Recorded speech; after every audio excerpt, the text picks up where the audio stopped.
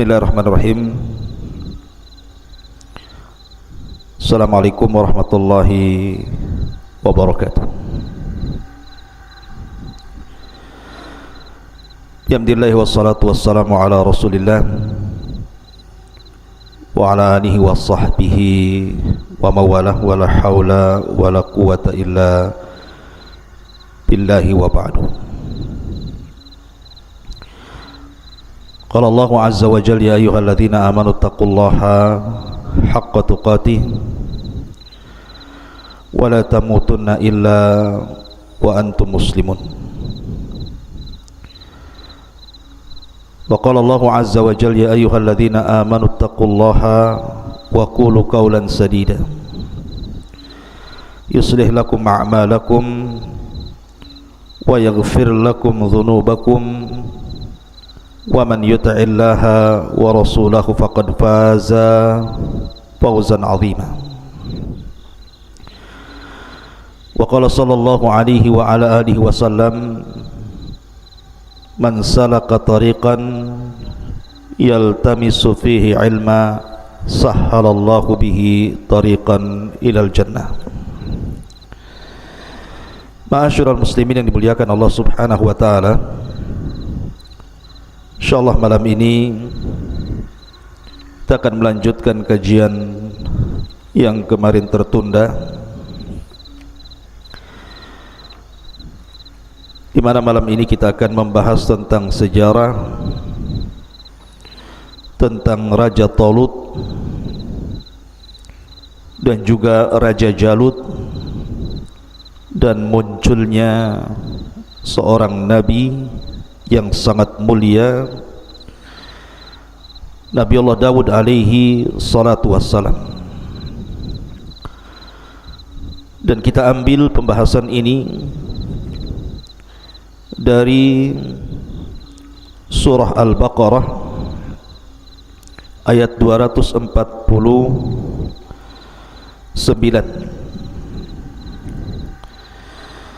Ma'asyiral muslimin yang dimuliakan Allah Subhanahu wa taala, sebelum saya membacakan surah Al-Baqarah ayat 248,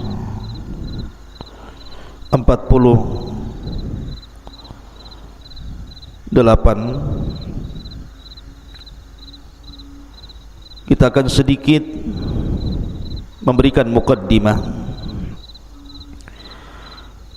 tentang kisah yang kemarin sudah saya jelaskan, kisah Bani Israel yang dipimpin oleh Yusha ibn Nun setelah wafatnya Nabi Musa alaihi salatu wassalam. Siapakah Bani Israel? Bani Israel, jadi Israel itu nama lain daripada Nabi Allah Ya'qub alaihi salatu wassalam. Jadi seluruh keturunan Nabi Allah Ya'qub alaihi salatu wassalam disebut Bani Israel.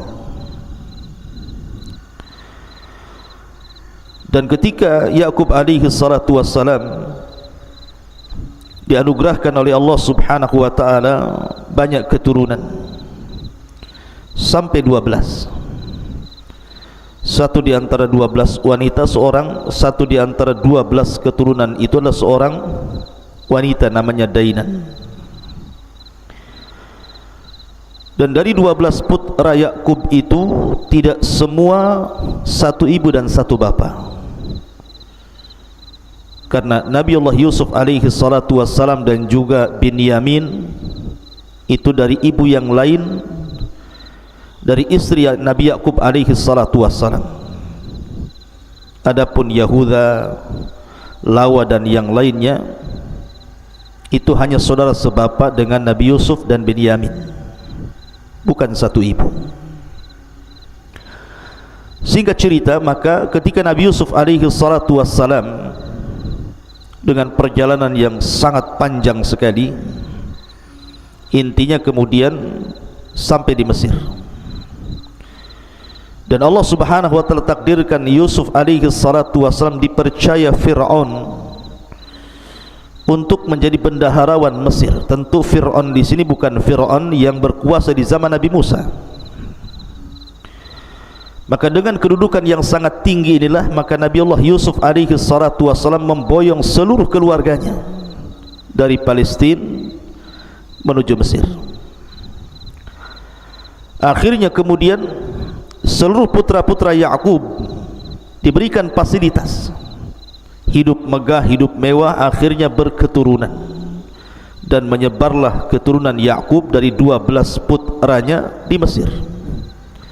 Disinilah di permulaan Bani Israel dimulai. Ketika Nabi Yusuf alaihi salatu wassalam meninggal dunia, maka singkat cerita akhirnya Fir'aun pun memperbudak Bani Israel. Dan disitulah muncul seorang Nabi yang sangat masyhur, Nabi Allah Musa alaihi salatu wassalam. Dan Musa alaihi salatu wassalam dan Harun adalah keturunan Lawa, salah satu putra Nabi Ya'qub alaihi salatu wassalam. Maka singkat cerita akhirnya kemudian Musa alaihi salatu wassalam menyelamatkan Bani Israel dari penindasan Fir'aun, sampai Allah Subhanahu wa taala tenggelamkan Fir'aun di Laut Merah, dan Allah selamatkan Musa dan pasukan Bani Israel berhasil menyeberangi lautan.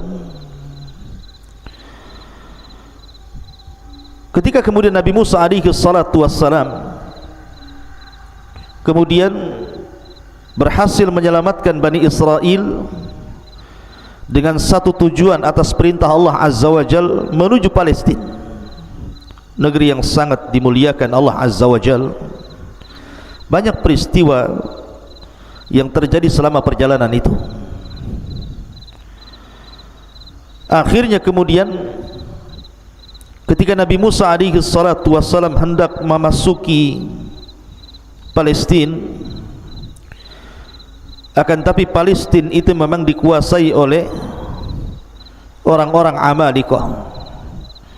Ada yang mengatakan Amalikoh itu penduduk asli Mesir yang menguasai Palestina kala itu, wallahu alam.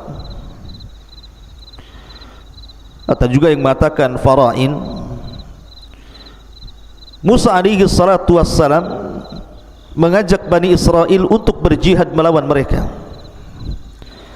Akan tapi kemudian Bani Israel tidak mau diajak perang, bahkan mengejek nabinya dan mengatakan idhab anta wa rabbuka faqatila, pergilah kau Musa dan Rabbmu berperang berdua sana, biar kami duduk di sini. Dan ini su'ul adab, buruknya akhlak Bani Israel terhadap Nabi Musa yang sudah menyelamatkan mereka, yang sudah ditampakkan berbagai macam mukjizat kepada mereka. Tapi begitulah Bani Israel dari zaman ke zaman. Akhirnya kemudian karena mereka tidak mau berjihad, Allah Subhanahu wa taala turunkan bala kepada mereka. Apa balanya? Mereka dihidupkan oleh Allah di negeri linglung yang disebut dengan Ardut Tih, yatihuna fil ardi arba'ina sana. Mereka tidak bisa keluar dari negeri itu selama 40 tahun, sampai wafatnya Nabi Musa alaihi salatu wassalam beserta saudaranya Harun alaihi salatu wassalam. Lah setelah kemudian wafat dua nabi yang sangat mulia ini, maka tampuk kenabian dipimpin oleh Yusa ibn Nun yang sudah saya ceritakan kisahnya. Lah di zaman Yusa ibn Nun inilah Allah Subhanahu wa taala muliakan Bani Israel. Kemenangan demi kemenangan dalam peperangan, melebarkan kekuasaan sehingga Bani Israel betul-betul di atas kehidupan yang sangat layak. Rizki Allah terbentang kepada mereka. Mereka hidup tenang, hidup nyaman, hidup enak di zaman Nabi Yusa alaihi salatu wassalam. Tentu bukan karena prasangka orang-orang Yahudi hari ini dan mengatakan bahwa kenapa mereka kemudian diberikan kesenangan karena mereka mengklaim bahwa mereka adalah sya'bullah, manusia pilihan Allah. Bukan. Siapa bilang anda manusia pilihan Allah? Hai orang-orang Yahudi, anda bukan manusia pilihan Allah. Ketika Allah subhanahu wa ta'ala memberikan kemenangan di zaman Nabi Yusuf, karena mereka memang kembali kepada Allah. In tansurullaha yansurukum, kalau kalian menolong agama Allah, Allah akan tolong kalian. Itu sudah kauni namanya, takdir kauni. Kalau seseorang lebih mendekat kepada Allah, menolong agama Allah, menjalankan perintah Allah, menjauhi larangan-larangan Allah subhanahu wa ta'ala, Allah akan turunkan berkah kepada mereka. Walau anna ahlal qura amanu wattaqau lafatahna alaihim barakatim minas sama'i wal ardh. Kalau penduduk negeri itu beriman dan bertakwa, maka pasti Allah subhanahu wa ta'ala akan berkahi. Bukan karena orang pilihan Allah, memang itu sudah takdir kauni seperti itu. Akan tetapi setelah Yusha ibn Nun meninggal dunia, lambat laun Bani Israel kemudian jauh, sebagian mereka menjauh dari syariatnya Yusha ibn Nun. Celakanya lagi, sebagian mereka mulai menyekutukan Allah subhanahu wa ta'ala. Dari sini kehinaan Allah timpakan kepada mereka. Ma'asyiral muslimin yang dimuliakan Allah azza wa jalla, secara singkat, setelah meninggalnya Yusha ibn Nun,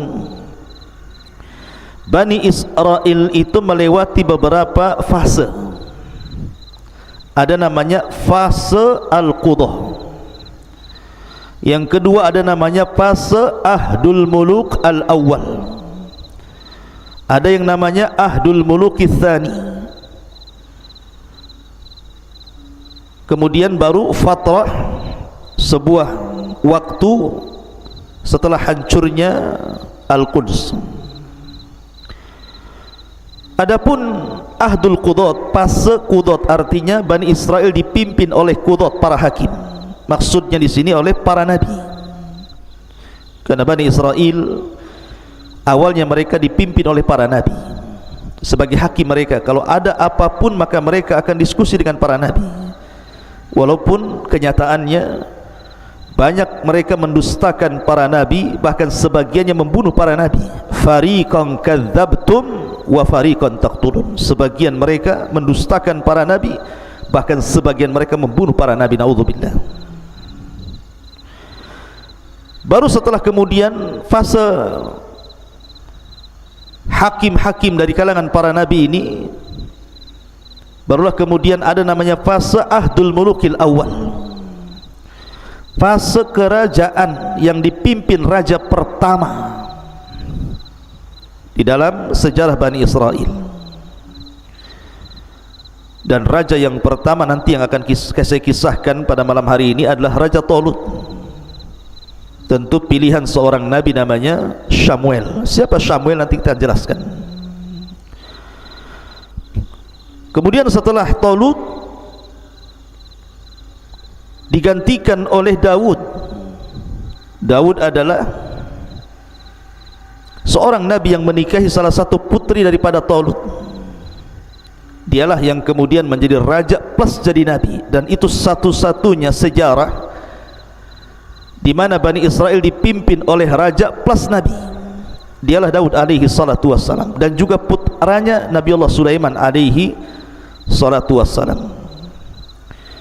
Baru kemudian fase yang ketiga setelah Nabi Allah Sulaiman alaihi salatu wassalam meninggal dunia, kemudian dipimpin oleh putranya namanya Rahba'am ibn Sulaiman. Di sinilah kemudian Bani Israel terpecah menjadi dua kerajaan. Ada kerajaan di sisi selatan yang disebut dengan kerajaan Yahuda, tentu dengan Yerusalem sebagai ibu kotanya.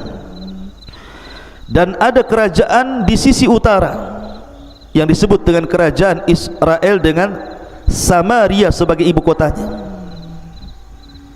Tapi kemudian akhirnya dua kerajaan ini runtuh karena putra Nabi Allah Sulaiman tidak seperti ayahnya dan tidak seperti kakeknya. Sampai akhirnya datang seseorang yang sangat zalim namanya Bukhtun Nasr, dan juga raja-raja sebelum dan sesudahnya menghinakan Bani Israel. Akhirnya Bani Israel kemudian di bawah hukum orang-orang Persia, kemudian juga Bani Israel akhirnya juga di bawah hukum orang-orang Yunan, kemudian juga Bani Israel di bawah hukum orang-orang Romawi, dan begitu seterusnya. Setiap zaman dihinakan, naudzubillah. Tapi yang ingin saya kisahkan di malam hari ini adalah dua fase. Pertama, fase Al-Qudat, dan yang kedua fase Ahdul Mulukil Awal. Taib, ma'asyiral muslimin yang dimuliakan Allah Subhanahu wa taala. Ketika wafatnya Yusha ibn Nun, maka terjadi kekacauan di antara Bani Israel. Sekali lagi saya katakan, ada sebagian Bani Israel yang masih taat dengan syariat nabinya, tapi ada juga yang kemudian mereka menentang syariat nabinya, bahkan sampai masuk kepada kesyirikan dan kekufuran. Dari sini Allah Subhanahu wa taala menurunkan kehinaan kepada Bani Israel setelah sebelumnya Allah jayakan, karena mereka mulai menjauh dari syariat Allah Azza wa Jal, mulai menjauh dari perintah Allah, dan mulai melakukan larangan-larangan Allah Subhanahu wa taala. Kemudian akhirnya mereka pun diserang oleh banyak raja-raja. Banyak yang kemudian negara-negara menyerang Bani Israel. Yang sangat masyhur tentu adalah Bukhtun Nasr yang menghancurkan Palestina sehancur-hancurnya, dan sudah saya kisahkan ceritanya. Singkat cerita, setelah kemudian Bani Israel berperang tetapi tidak mengalami kemenangan, tidak sebagaimana saat di zaman Yusha ibn Nun hidup, mereka selalu mengalami kekalahan. Maka di saat itulah kemudian hilangnya papan Taurat. Saat terjadi peperangan, banyak peperangan itu, hilang papan Taurat. Kemudian juga mereka mulai dihinakan, kehidupan mereka mulai susah. Dan yang lebih parah lagi, inqita'un nubuwah, terputusnya kenabian. Padahal Allah mengutus kepada Bani Israel itu bukan satu dua nabi, ribuan para nabi. Jumlah nabi itu 120.000 nabi, dan kebanyakan nabi-nabi itu diutus kepada Bani Israel. Tetapi setelah kemudian Allah berikan kehinaan dengan kemudian dijajahnya Bani Israel oleh negara-negara, kemudian terus berperang dan tidak pernah mengalami kemenangan, hilang papan Taurat, mulai susah kehidupan mereka, terputus pula para nabi, sempurna kehinaan bagi mereka. Akhirnya sebagian mereka ada yang tertawan, sebagian mereka ada yang mati dibunuh, sebagian mereka ada yang meminta suaka ke negara-negara lain, dan begitu seterusnya. Dari sinilah maka orang-orang yang berakal dari Bani Israel mulai berkumpul satu dengan yang lainnya. Barulah mereka sadar apa yang mereka lakukan. Mereka ingin taubat kepada Allah Subhanahu wa taala.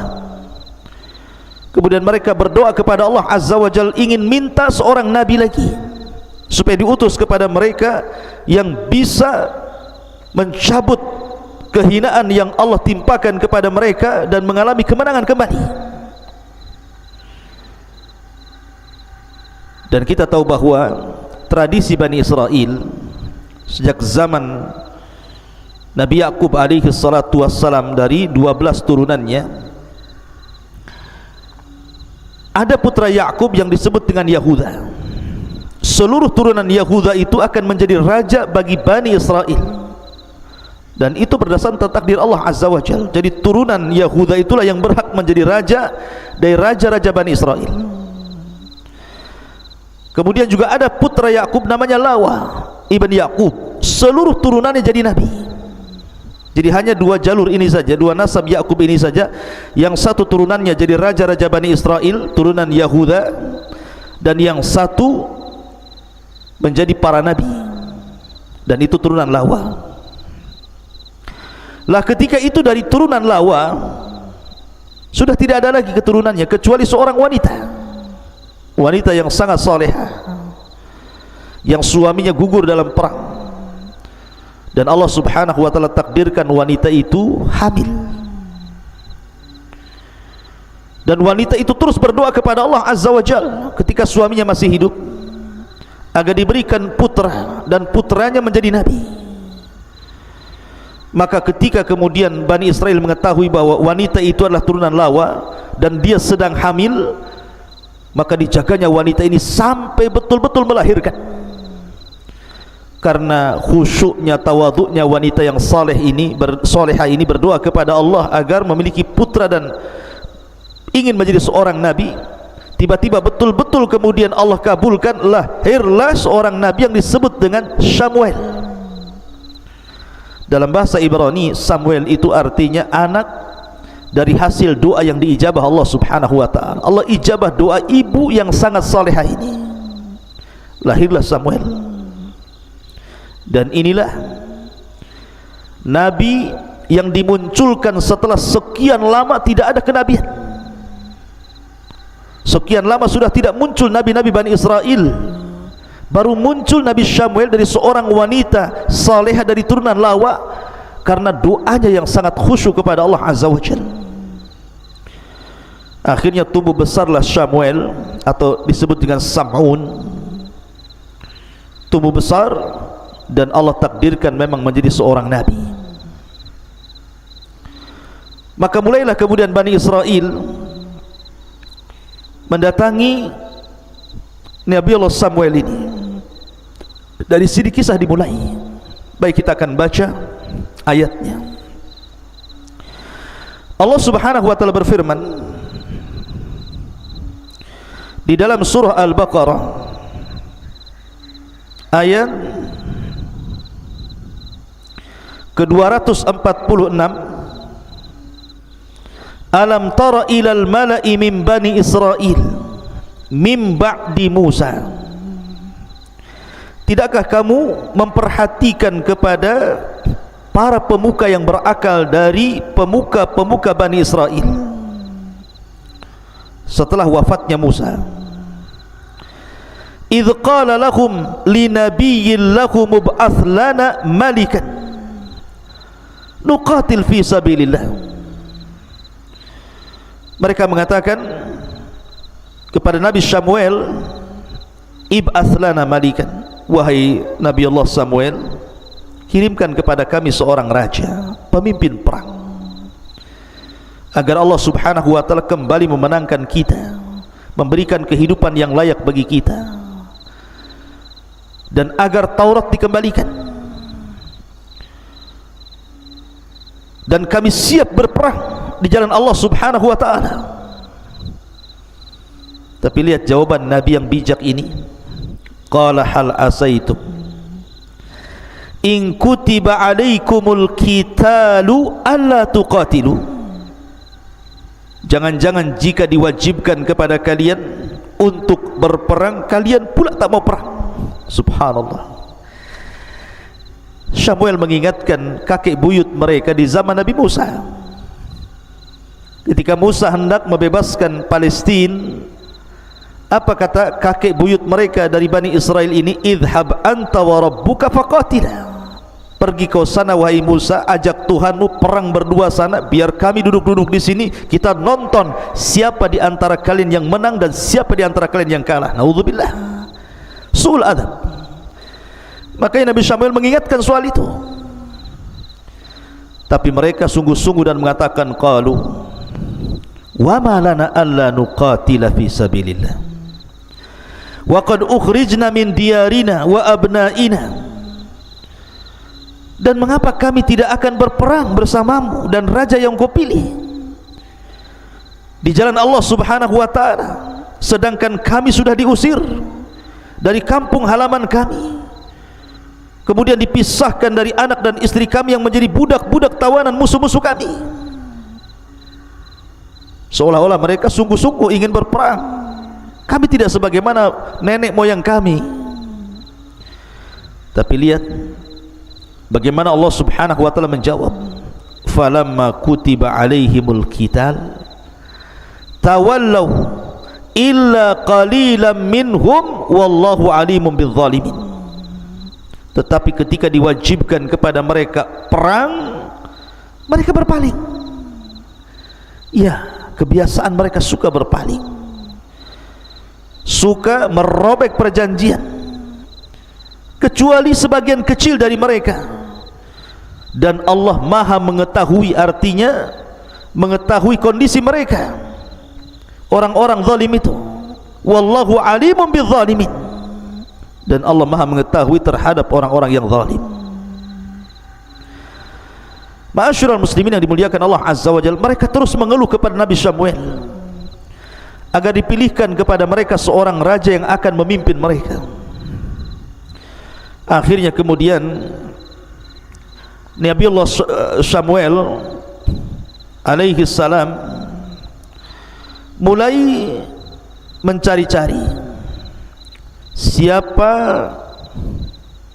yang layak untuk memimpin Bani Israel. Dan ingat,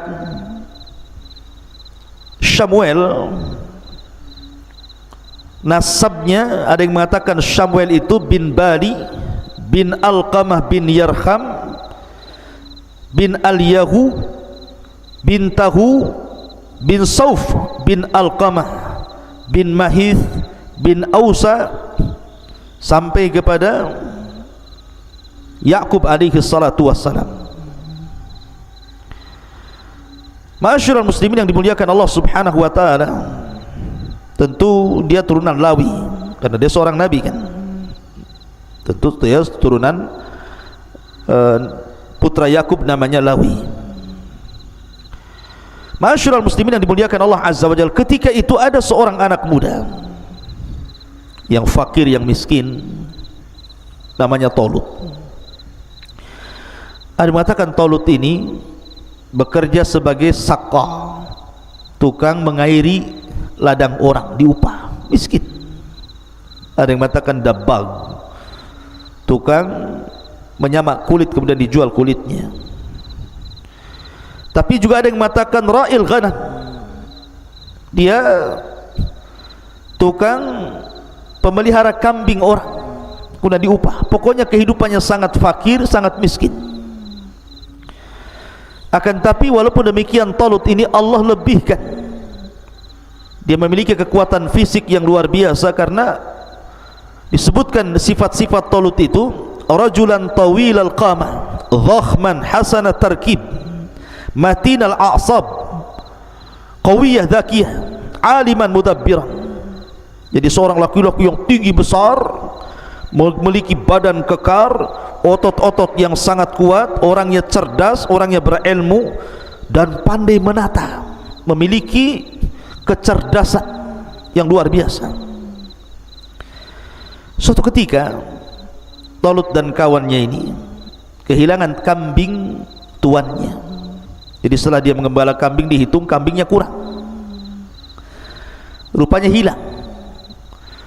Karena dia takut dengan tuannya, karena ini amanah, dia bekerja masalahnya. Dia mencari-cari sampai ke perbatasan kota. Lah kata kawannya, kita sudah terlampau jauh meninggalkan tempat gembala kambing kita, dan kita sudah mendekati kota ini. Lah kawannya ini kenal dengan Nabi Allah Samuel, dan dia mengatakan, sungguh kita ini sudah dekat dengan kota dan sudah dekat dengan rumahnya seorang Nabi Bani Israel, Samuel. Bagaimana kalau seandainya kita mampir di rumahnya, kita minta nasihat, jangan seorang Nabi sebelum kita pulang.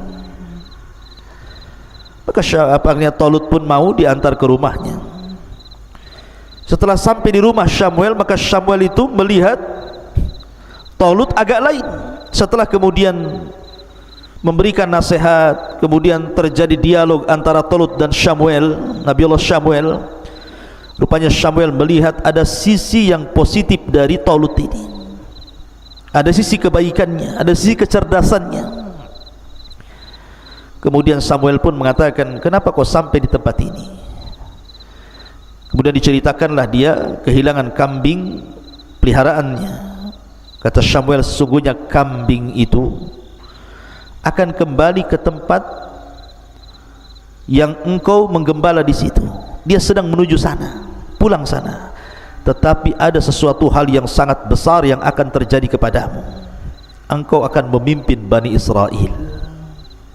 Kagetlah Talut ini, siapa saya? Tiba-tiba kemudian seorang nabi mengatakan seperti itu, tapi tidak ditanggapi. Talut pun pulang. Dari sinilah maka Allah Subhanahu wa taala katakan, wa qala lahum nabiyyuhum innallaha qad ba'atsa lakum Taluta malika. Dan berkata kepada mereka nabi mereka Samuel, sesungguhnya Allah telah mengangkat untuk kalian Talut sebagai raja kalian. Dari sini muncul nama Talut. Orang-orang ini tentu mereka kaget karena bagaimanapun nasab daripada Talut ini bukan nasab para raja, karena para raja itu harus dari turunan Yahuda, dan kalau para nabi dari turunan Lawi. Sementara Talut ini dari turunan Binyamin, saudara daripada Nabi Yusuf alaihi salatu wassalam, dari satu ibu. Binyamin dengan Yusuf itu kan bersaudara satu ibu, tapi dengan yang lainnya lain ibu tapi satu bapa. Jadi mereka mengatakan, siapa Talut itu? Qalu, mereka mengatakan, anna yakunu lahul mulku alaina wa nahnu ahaqqu bil mulki minhu wa lam yu'ta sa'ata minal mal. Subhanallah, lihat kebiasaan Bani Israel selalu mendebat nabinya. Makanya kenapa Nabi SAW mengatakan, la taqulu kama qalat Banu Israel sami'na wa asaina, qulu sami'na wa ata'na. Rasul yang mengatakan, jangan sekali-kali kalian persis seperti Bani Israel yang mengatakan kami mendengar kemudian kami bermaksiat, tapi katakan kami mendengar kemudian kami taat. Karena kebiasaan mereka itu suka mendebat nabinya. Ingat cerita Al-Baqarah yang sudah saya kisahkan, bagaimana mereka mendebat Nabi Musa. Kemudian setelah diseberangkan dan diselamatkan dari Fir'aun, melihat ada kaum yang sedang menyembah berhala, mereka pun meminta kepada Musa, ij'al lana ilahan kama lahum aliha, jadikan banyak Tuhan sebagaimana mereka banyak Tuhan. Kata Nabi Musa, Allahu Akbar, innakum qaumun tajhalun. Kok ini umat bodoh, sudah diberikan hidayah mau sesat. Ya. Lah di sini juga sama. Anna yakunu lahul mulku alaina wa nahnu ahaqqu bil mulki minhu wa lam yu'ta sa'ata minal mal. Mereka mengatakan, bagaimana mungkin Talut memperoleh kerajaan atas kami, sedangkan kami lebih berhak dengan kerajaan itu daripada si Talut, dan dia tidak diberikan kelapangan dan harta kekayaan yang banyak. Macam mana dia akan memerintah kami? Subhanallah. Ya. Lihat bagaimana jawaban Nabi Samuel. Seolah-olah Nabi Samuel ingin mengatakan, kenapa aku pilihkan Talut kepada kalian? Karena Talut itu dilebihkan 3 perkara yang kalian tidak punya. Yang pertama, qala innallaha astafahu alaikum, sungguh Allah telah memilihnya menjadi raja untuk kalian. Sebenarnya satu perkara saja sudah cukup, Allah yang pilih. Kalau Allah yang pilih, selesai. Beda kalau kita yang pilih, belum tentu selesai. Tapi kalau Allah sudah pilihkan seseorang, pasti orang ini bukan orang kaleng-kaleng. Memang Allah persiapkan dia untuk menjadi pemimpin. Ditambah-tambah yang kedua, Allah Subhanahu wa taala katakan, wa zadahu bastah, dan diberikan kelebihan kekuatan fisik yang luar biasa. Bastah itu kelebihan yang banyak pada 2 perkara. Pertama, fil ilmi, dia punya ilmu, kalian tidak punya. Dia memiliki kecerdasan, kalian tidak punya. Dan yang ketiga, bastatan fil jismi, dan dia juga orangnya fisiknya kuat. Jadi selain orang pilihan, satu, yang kedua Allah cerdaskan, 2, yang ketiga jasadnya, fisiknya memang kuat. Talut ini. makanya wajar Allah pilihkan untuk kalian. Kemudian Allah Subhanahu wa taala berfirman, wallahu yu'ti mulkahu man yasha wallahu wasi'un alim. Dan Allah memberikan kerajaannya kepada siapa yang dikehendaki. Bukan kalian berkehendak, Allah yang berkehendak. Karena kalau Allah yang berkehendak kun fayakun, tapi kalian berkehendak belum tentu kun fayakun. Kun Allah mengatakan, dan Allah maha luas keutamaannya. Allah berikan keutamaan siapa yang dikehendaki, dan alimun maha mengetahui tentang siapa Talut dan kondisi kalian. Ma'asyiral muslimin yang dimuliakan Allah Subhanahu wa taala. Kemudian mulailah mereka meminta alamat. Taib, kalau memang Talut berhak menjadi raja kami, kira-kira apa alamatnya? Apa yang membuat anda yakin bahwa Talut berhak menjadi raja kami, sementara dia bukan turunan Yahuda, dia turunan Binyamin? Maka Allah Subhanahu wa taala lanjutkan firman-Nya, wa qala lahum nabiyuhum inna ayatu mulkihi an ya'tiyakumut tabutu fihi sakinatu mir rabbikum wa baqiyatun mimma taraka alu Musa wa alu Harun tahmiluhul malaika. Dan berkata kepada mereka nabi mereka Samuel, sesungguhnya tanda kerajaannya bahwa akan datang kepadamu tabut. Apa itu tabut? Nanti saya jelaskan.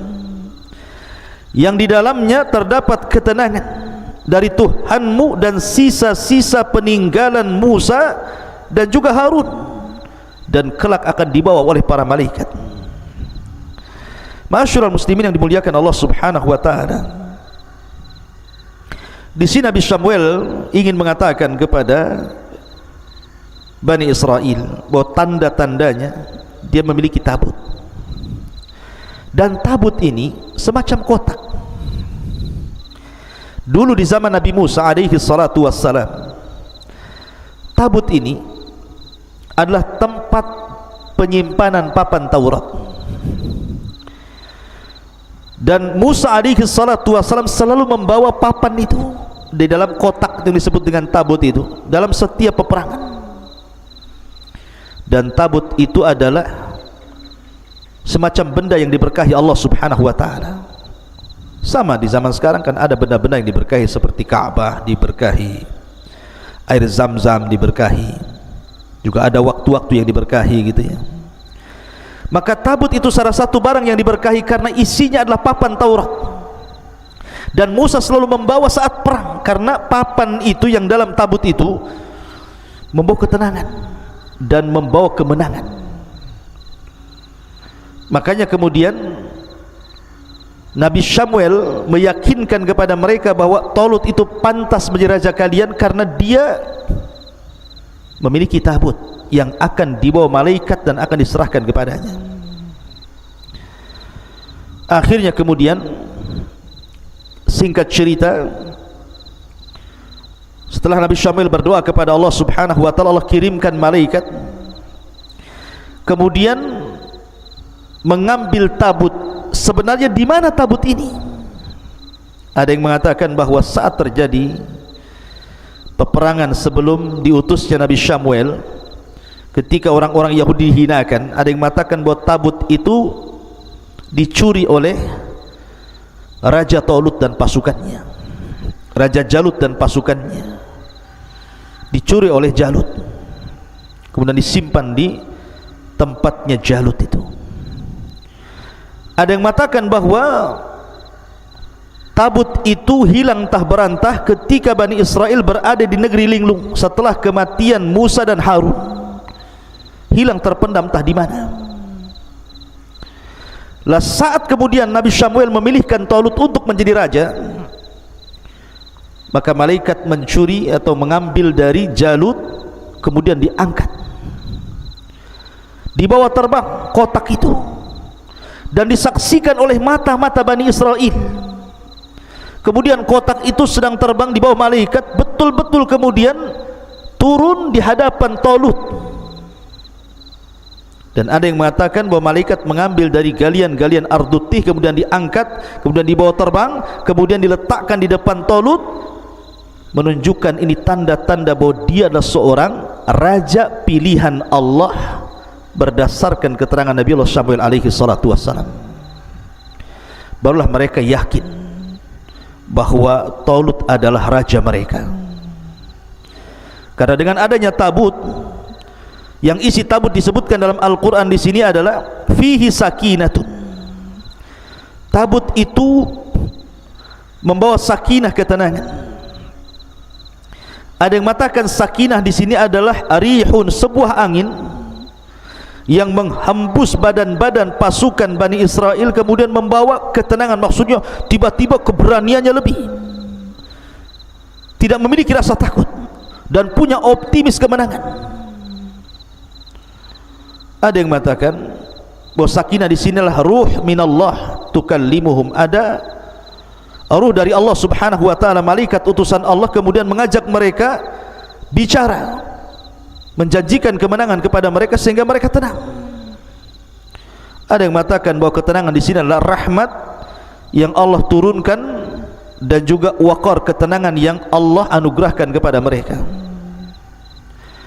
Adapun di dalam kotak itu, kalau di masa Nabi Musa kan cuma papan Taurat saja, karena Musa sudah meninggal. Maka dalam kotak itu bukan hanya papan Taurat, tetapi tongkatnya Nabi Musa juga ada di situ. Tapi tongkat itu tentu tidak berfungsi lagi, karena itu mukjizat khusus Nabi Musa, tidak bisa dipakai oleh Bani Israel. Kemudian bekas-bekas pakaian Nabi Musa juga ada di situ, dan juga bekas-bekas pakaian Harun. Kemudian beberapa peninggalan-peninggalan Musa dan Harun ada di kotak itu, dalam tabut itu. Makanya kotak itu disucikan oleh mereka dan dianggap berkah. Kalau orang perang bawa kotak itu pasti menang, seolah-olah seperti itu. Setelah kemudian mereka yakin mereka mampu mengalahkan Jalut, ma'asyiral muslimin yang dimuliakan, dengan adanya Talut, maka mereka pun mulai berani. Allah mengatakan inna fi dzalika laayatan lakum in kuntum mu'minin. Sesungguhnya pada yang demikian itu benar-benar terdapat tanda kebesaran Allah bagi kalian jika kamu orang-orang yang beriman. Akhirnya setelah kemudian pasukan disiapkan, Talut mempersiapkan pasukan pilihan, maka Talut pun berangkat membawa pasukan Bani Israel untuk melawan Jalut. Lah ketika itu ada yang mengatakan dalam riwayat, tentu riwayat Israiliyat, bahwa jumlah pasukan yang dibawa oleh Raja Talut ini, dan ini raja pertama di Bani Israel, karena ini masuk pada Ahdul Mulukil Awal, fase kerajaan pertama, sudah tidak dipimpin oleh nabi-nabi lagi. Sekarang mulai dipimpin oleh raja sebagaimana apa yang mereka kehendaki. Maka Talut pun mau pasukan berapa? 80 alfan, 80.000 pasukan Bani Israel. Tetapi tentu Allah Subhanahu wa taala hendak menguji mereka. Dari 80.000 pasukan ini tidak semua ikut terlibat dalam perang. Mereka harus melalui ujian-ujian. Siapa yang pantas menjadi pasukan Talut dan siapa yang tidak pantas. Makanya Allah mengatakan falamma fasala Talut bil junud qala innallaha mubtaliikum binahar. Maka ketika Talut membawa bala tentaranya yang 80.000 itu, dia mulai menguji ini, tentu atas perintah Allah. Innallaha mubtaliikum binahar. Ingat, Allah akan menguji kalian dengan sebuah sungai. Ada yang mengatakan sungai itu adalah sungai syariah. Sungai syariah ini pemisah antara negeri Urdun dan Palestina. Di tengah-tengahnya itu disebut sungai syariah. Di situ kalian akan melewati sungai syariah. Faman syariba minhu falaysa minni wa man lam yat'amhu fa innahu minni. illa man ightarafa ghurfatan biyadi. Kata Talut, maka barang siapa yang meminum air dari telaga syariah itu, maka dia bukan pengikutku, dia bukan pasukanku, kembali pulang. Dan barang siapa yang tidak meminumnya, maka dia adalah pengikutku, pasukanku, illa man ightarafa ghurfatan biyadi, kecuali yang menciduk dengan satu kali cidukan dengan tangannya. Kalaupun harus minum, satu kali cidukan saja. Subhanallah. Ketika betul-betul mereka melewati sungai syariah itu yang 80.000 orang itu, mereka sudah berjalan jauh, melintasi gurun pasir, gurun Sahara, panas, kering kelontang, bukit, gunung, lembah. Mereka kehausan. Tiba-tiba ada sungai. Coba apa yang ada di benak anda itu? Orang kehausan itu kadang-kadang dari kejauhan disangka sungai, padahal fata morgana. Apalagi betul-betul sungai, kan begitu. Ketika masuk ke dalam sungai, sudah tidak diindahkan lagi perintah Nabi Allah perintah Raja Talut ini. Enggak dipedulikan. Mereka minum banyak-banyak. Dalam cerita Israiliyat ada yang mengatakan bahwa semakin mereka meminum dengan minum banyak dari sungai itu, semakin haus yang berkepanjangan. Tapi orang yang meminum hanya satu ketegukan kemudian berangkat dengan Talut, hilang hausnya. Subhanallah, ujian. Ya. Dari 80.000 pasukan itu, rupanya yang minum banyak dari sungai syariah itu 76.000, berarti sisanya hanya 4.000. Awalnya 80.000, kemudian yang minum banyak 76.000, sisanya 4.000 saja. Itulah orang-orang pilihan. Bayangkan, tidak ada setengahnya, tidak ada sepertiganya. Dari 80.000, sisanya hanya 4.000 yang bertahan. Yang 76.000 tumbang. Mereka tidak layak untuk menjadi pengikut dan tentara Talut rahimahullahu ta'ala. Maka Talut pun hanya membawa 4.000 pasukan ini. Maka Allah subhanahu wa ta'ala kemudian memberikan ujian yang kedua. Falamma jawazahu huwa walladhina amanu ma'ah. Ketika dia Talut menyeberangi sungai itu dan orang-orang yang beriman yang bersamanya, qalu, mereka berkata, la taqatana lal yauma bijaluti wa junudi. Nampaknya kami tidak kuat lagi pada hari ini wahai Talut melawan tentara Jalut yang sangat kuat. Subhanallah, ini 4.000 pasukan nih, padahal sudah pilihan nih. Ketika betul-betul melihat Jalut dan tentara yang sangat kuat, yang sangat banyak, mulai ciut dari 4.000 ini. Ini ujian kedua nih. Rupanya apa yang terjadi ketika berjumpa dengan Jalut dan pasukannya, berpaling 3.686 orang, sisanya hanya 314 orang. Jadi sisa tentara pilihan itu cuma 314 orang dari 80.000. Setelah berkurang 76.000, berkurang 3.000 lebih, akhirnya sisanya hanya 314. Dan 314 ini berdasarkan hadis Bara bin Azib radhiyallahu anhu. Ketika dia mengatakan, kunna nuhadditsu anna iddata ashabil badri mithla ashabit Talut. Kata Bara bin Azib radhiyallahu an dalam hadis yang sahih, bahwa jumlah pasukan Rasul saat perang Badar itu persis seperti jumlah pasukan Talut saat melawan Jalut, 314 orang. Ma'asyiral muslimin yang dimuliakan Allah Subhanahu wa taala. Kemudian orang-orang yang masih teguh, yang 314 orang ini mengatakan, qala alladziina yadhunnuna annakum mulaqullah kam min fi'atin qalilatin ghalabat fi'atan katsiratan biidznillah wallahu ma'as sabirin. Maka orang-orang pilihan yang sisanya hanya 314 orang ini mengatakan, berkatalah mereka yang sangat yakin bahwa mereka akan berjumpa dengan Allah betapa banyak kelompok yang kecil mampu mengalahkan kelompok yang besar karena izin dari Allah Subhanahu wa ta'ala, dan Allah beserta orang-orang yang sabar. Dan subhanallah, di zaman Nabi SAW, apa yang terjadi dengan Talut juga terjadi dengan Nabi SAW dalam perang Badar. Pasukan Rasul 314 orang, sementara pasukan musuh 1000 lebih.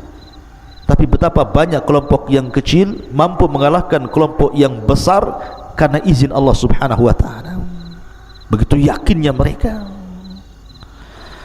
Ma'asyiral muslimin yang dimuliakan Allah Azza wa Jalla, kemudian Allah mengatakan, walamma barazu li Jalut wa junudi qalu rabbana afrigh alaina sabran wa thabbit aqdamana wansurna 'alal qaumil kafirin.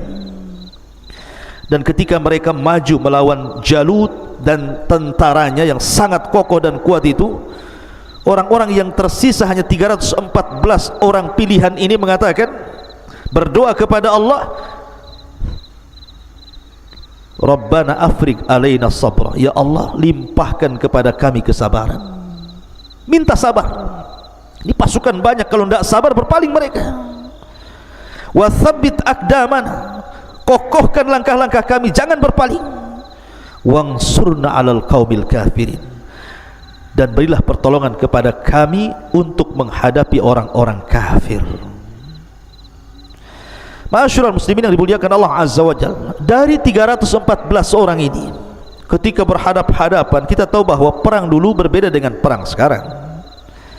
Karena perang dulu itu ada istilah mubarazah. Mubarazah itu adu tanding. Mana jagoanmu, ni jagoan saya. Rupanya dari pihak Jalut itu, Jalut sendiri yang maju. Jalut sendiri yang maju, kemudian menantang-nantang jagoan dari pihak Talut. Ma'asyiral muslimin yang dimuliakan Allah Azza wa Jalla, tiba-tiba kemudian satu pasukan pun tidak berani melawan Jalut. Padahal Talut sudah merintahkan, maju satu di antara kalian lawan Jalut. Tidak bergeming. Akhirnya kemudian Talut bingung, kenapa dari 314 orang tidak ada yang mau melayani Jalut. Mulai ketakutan, diuji lagi oleh Allah Azza wa Jalla. Sampai akhirnya Talut menjanjikan sesuatu, kalau di antara kalian ada yang bisa membunuh Jalut, kunikahkan dia dengan putriku, dan dia berhak mendapatkan kerajaan sepeninggalku. Dua keistimewaan, menikahi putri Talut dan mewarisi tahta kerajaannya. Tapi tidak ada yang mau. Mereka tahu risikonya. Walaupun ini hadiah besar, kalau harus mati konyol buat apa? Nggak jadi nikah, nggak jadi raja kan gitu. Tapi Allah takdirkan, dari 314 orang ini ada anak yang paling muda, yang paling kecil di antara mereka, baik perawakannya atau usianya. Disinilah muncul nama Daud alaihi salatu wassalam. Ma'asyiral muslimin yang dimuliakan Allah Azza wa Jalla, sebenarnya dalam kisah yang lain, Nabi Daud ini sudah diprediksi oleh Samuel ketika dia berdialog dengan Raja Talut dan mengatakan, wahai Talut, sesungguhnya dalam pasukanmu itu akan ada seseorang yang akan membunuh Jalut. Kata Raja Talut, bagaimana caranya? Kemudian dia mengeluarkan baju besi. Pakaikan baju besi ini kepada salah satu pasukan. Siapa yang cocok dengan baju besi ini, maka dia yang akan membunuh Jalut. Semua tentara mencoba baju besi itu, tapi Talut tidak berbicara soal kemenangan, soal pembunuhan Jalut. Hanya pakailah baju besi ini, dipakai pada satu tentara, tidak cocok, dipakai lagi nggak cocok, dipakai lagi cocok. Terakhir rupanya cocok kepada badannya Nabi Daud alaihi salatu wassalam. Dengan sebab itulah Daud membunuh Jalut. Ada yang mengatakan bahwa tatkala kemudian Daud alaihi salatu wassalam ini hendak berperang, karena Daud ini kan memiliki orang tua, seorang pejuang juga di masa sebelumnya dan memiliki 6 putera. Yang paling kecil Daud alaihi salatu wassalam, lain nanti kisahnya ada sendiri. Lah ketika Nabi Daud alaihi salatu wassalam hendak terlibat mendaftarkan diri menjadi pejuang dan diterima, dia pun bingung harus menggunakan senjata apa. Maka di berjalan-jalan, tiba-tiba di tengah perjalanan ada suara. Rupanya suara itu datang dari batu. Kemudian batu ini mengatakan, "Ya Daud, bawalah aku. Bawalah aku. Akulah yang akan membunuh Jalut," katanya. Dan tidak heran kalau batu ini bisa bicara, karena di zaman Nabi Musa alaihi salatu wassalam saja, ketika Nabi Musa alaihi salatu wassalam diuji oleh Allah Azza wa Jalla dan diuji oleh Bani Israel karena tidak mau mandi bareng dengan Bani Israel, sehingga Bani Israel kemudian menuduh Musa itu punya penyakit kulit. Padahal Musa tidak memiliki penyakit itu, bahkan badannya paling indah di antara seluruh badan-badan Bani Israel. Tapi terus mereka mengejek Nabi Musa. Jadi ketika Nabi Musa mandi, pakaian diletakkan di batu, batu itu jalan.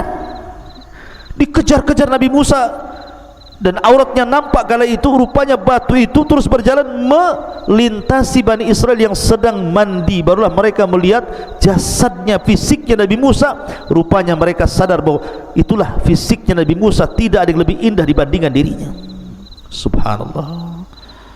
Ma'asyiral muslimin yang dimuliakan Allah Subhanahu wa taala, begitulah Nabi Musa.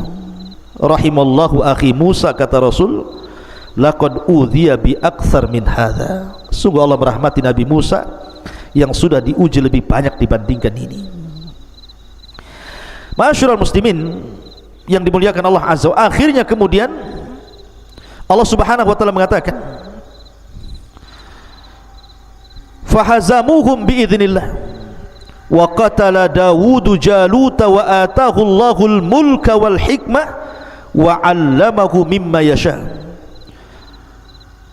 Maka mereka pun mampu mengalahkan Jalut. Pasukan Talut mampu mengalahkan Jalut dengan izin Allah. Semua kemenangan atas izin Allah. Dan Daud, dari sinilah muncul nama Daud. Dan Daud membunuh Jalut. Kemudian Allah memberinya kerajaan dan hikmah dan mengajarinya dari apa yang ia kehendaki. Jadi ketika kemudian Talut meminta kepada pasukannya lawan Jalut, tidak ada yang berani. Rupanya Daud ini berani, dia maju ke depan hanya dengan membawa tepel dan batu yang di tangannya. Ketika Jalut mengatakan, abrizu ilayya man yuqatiluni, tampakkan kepadaku siapa yang akan adu tanding denganku.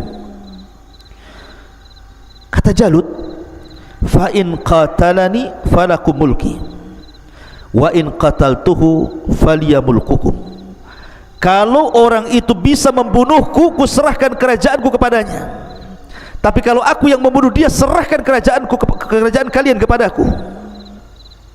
Datang Daud alaihi salatu wassalam. Kemudian kata Jalut kepada Daud,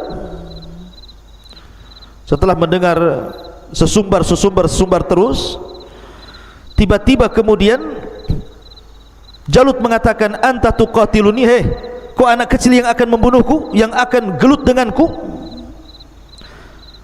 Kemudian dia mengatakan, na'am ya, saya yang akan melawanmu. Kata Jalut, wailaka ma kharajta illa kama takhruju ilal kalbi bil miqlah wal hijarah. Apa kamu ini? Kamu hanya bawa ketepel, kau hendak membunuhku, itu sama kau hendak keluar mencari anjing dan kau melemparnya. Demi Allah, la ukassiranna lahmaka, aku akan potong-potong dagingmu. Wala ut'imannahul yawma at-tayr was-siba, dan aku akan berikan potongan-potongan tubuhmu biar dimakan burung-burung dan binatang buas. Subhanallah. Ma'asyiral muslimin yang dimuliakan Allah Azza wa Jalla, Daud tenang, dia mengatakan, anta tuqatiluni bal anta aduullah, katanya, bahkan engkau musuh Allah, syarrun minal kalbi, lebih buruk daripada anjing. Ini sudah saling mengejek ini, dan tidak mengapa dalam peperangan. sombong dalam peperangan. Tidak mengapa seperti Ali radhiyallahu anhu mengatakan, ana alladhi sammatni ummi Haidarah, sayalah orang yang diberi gelar ibuku sebagai macan hutan. Kalaithi ghabatin karihin mangdara, yang sangat menakutkan. Sombong dalam peperangan enggak apa-apa untuk ngedonkan lawan, tapi sombong di luar peperangan tidak boleh. Sebagaimana tipu daya dalam peperangan boleh. Al-kardu haibun, al-harbu kaidun. Harb itu, peperangan itu tipu daya, boleh kita menipu, yang penting menang. Tapi di luar peperangan tidak boleh tipu-tipuan. Di sini saling mengejek. Akhirnya kemudian Daud alaihi salatu wassalam hanya mengambil ketepel, kemudian langsung ditujukan ke kepala Jalut. Subhanallah, terkena di antara dua matanya, tembus ke dalam otaknya, langsung tumbang kemudian mati. Allah takdirkan. Maka ketika Jalut kemudian tumbang, barulah kemudian yang lain mengepung Jalut. Nabi Daud alaihi salam langsung memenggal kepalanya, kemudian menyembunyikan kepalanya. Kemudian masing-masing prajurit datang kepada Tolut, saya yang membunuhnya. Ini buktinya tangannya, ini buktinya kakinya, ini buktinya badannya, macam-macam. Tapi Tolut tahu siapa yang bisa mendatangkan kepalanya, maka dialah yang membunuhnya. Rupanya datang Daud, nenteng kepala Jalut. Dan ingat bahwa ketika dalam peperangan di tempo dulu itu, kalau sudah pemimpinnya mati, maka pasukan akan kehilangan pemimpin, akan dihilangkan perasaan keberaniannya.